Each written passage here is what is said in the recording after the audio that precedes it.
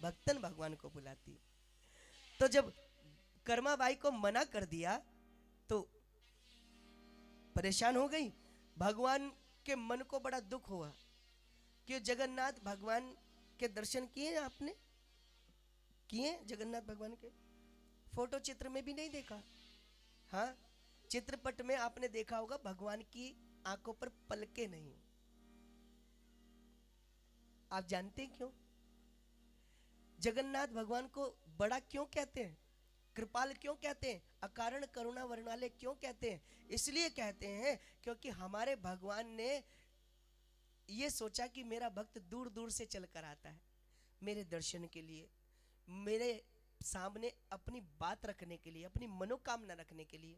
पर वो भगवान के सम्मुख जब आए और भगवान सोचते हैं कि कोई मेरा प्रेमी भक्त कोई दूर खड़ा मुझे निहारने की प्रतीक्षा कर रहा हो और उसी समय अगर मेरी पलक झपक जाए तो भगवान अपने भक्त को दर्शन देने के लिए नहीं, भगवान ने अपने भक्त का दर्शन करने के लिए अपनी पलकें ही हटा दी।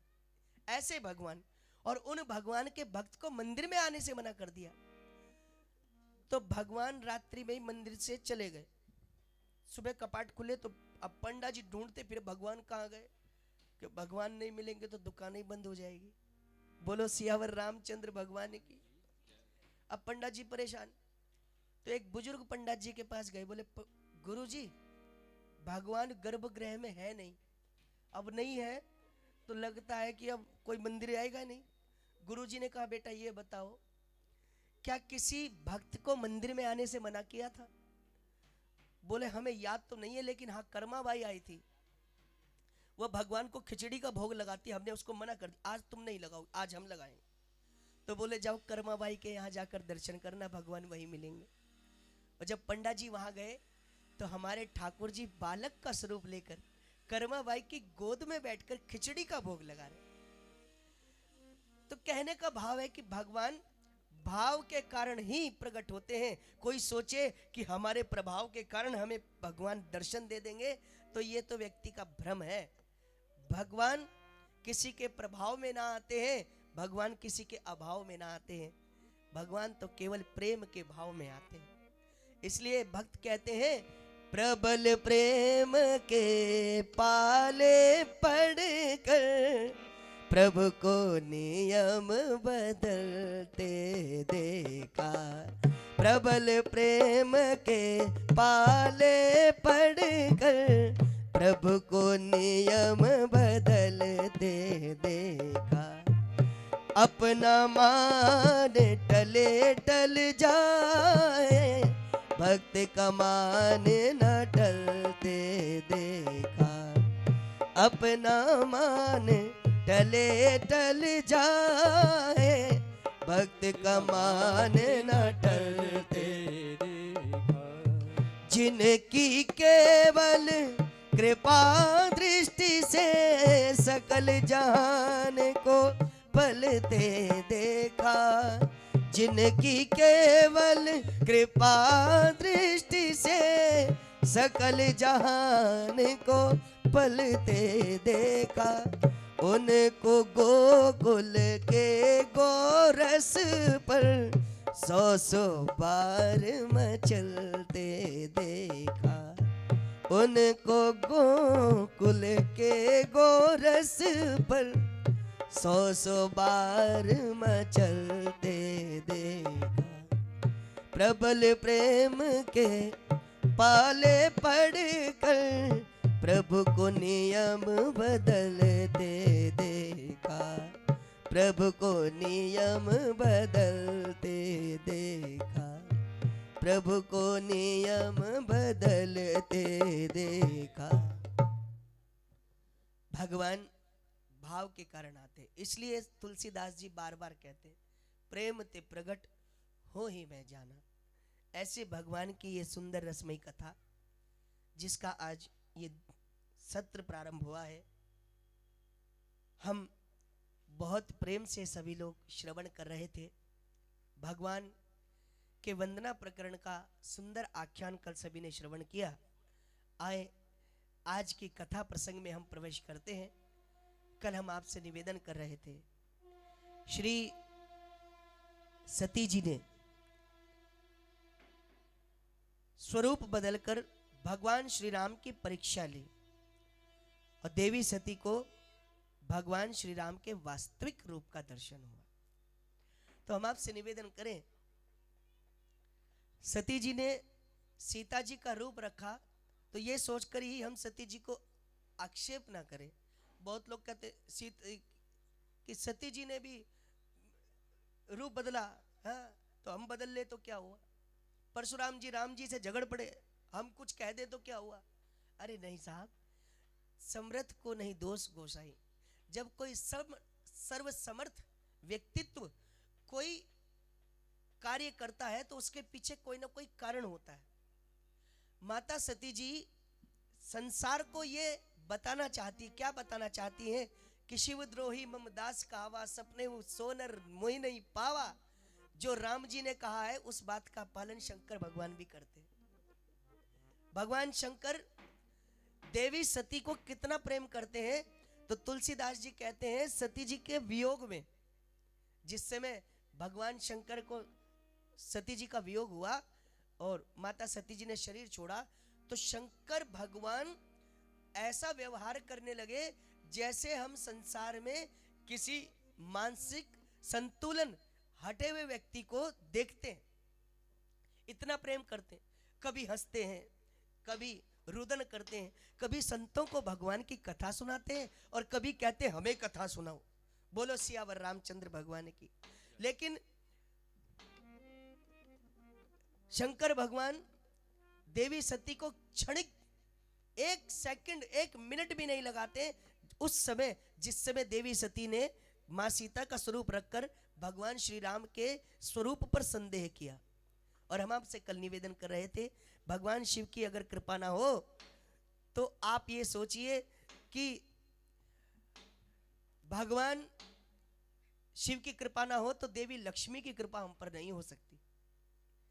इसलिए भगवान शिव को प्रसन्न करना हो तो सबसे आसान तरीका है कि हम भगवान शिव को भगवान श्री राम का नाम सुनाते रहें।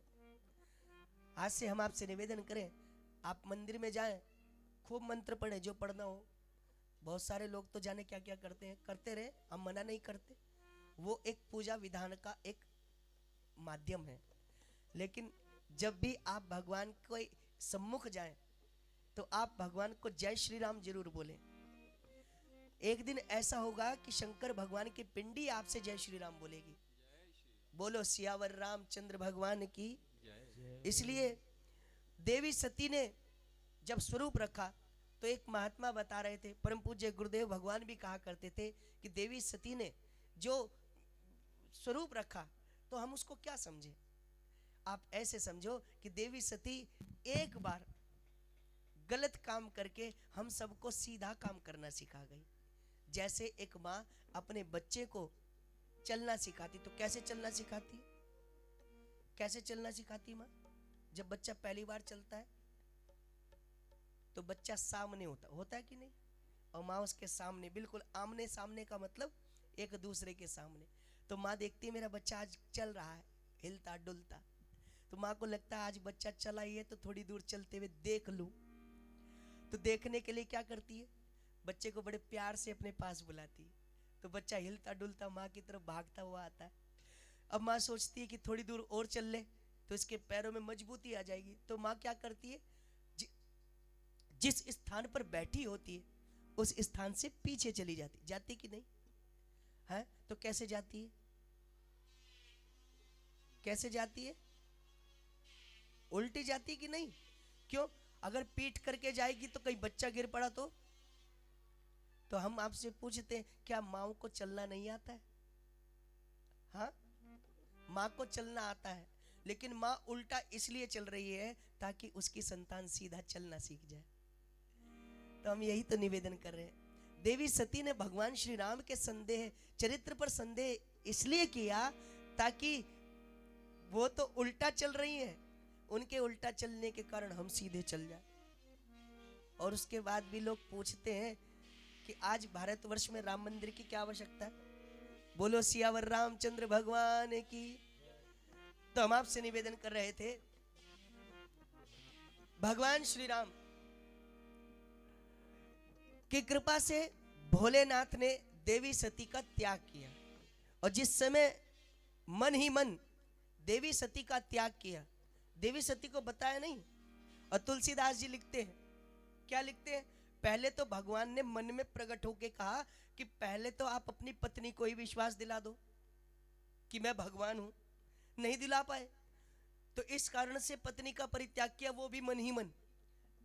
लेकिन उसी समय आकाशवाणी हुई, और आकाशवाणी में क्या कहा गया, अस विचार संकर मति धीरा, चले भवन सुमिरत रघुबीरा, चले भवन सुमिरत रघुबीरा। चलत गगन भय गिरा सुहाई, चलत गगन भय गिरा सुहाई। हाँ जय महेश भली भगत दृढ़ाई, जय महेश भली भगत दृढ़ाई। ओ असपन तुम बिनु करई को आना, राम भगत समरथ भगवाना, राम भगत समरथ भगवाना।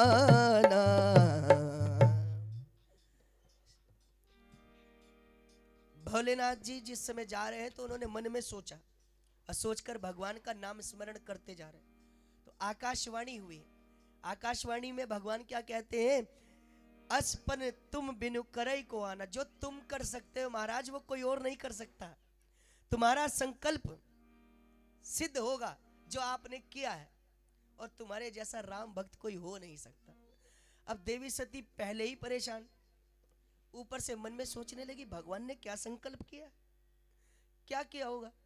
भगवान भोलेनाथ भगवान से बोले, जितना किया उतना ही काफी नहीं था, जो सती को संकेत दे दिया, अब ये हमारी जान खाएंगी।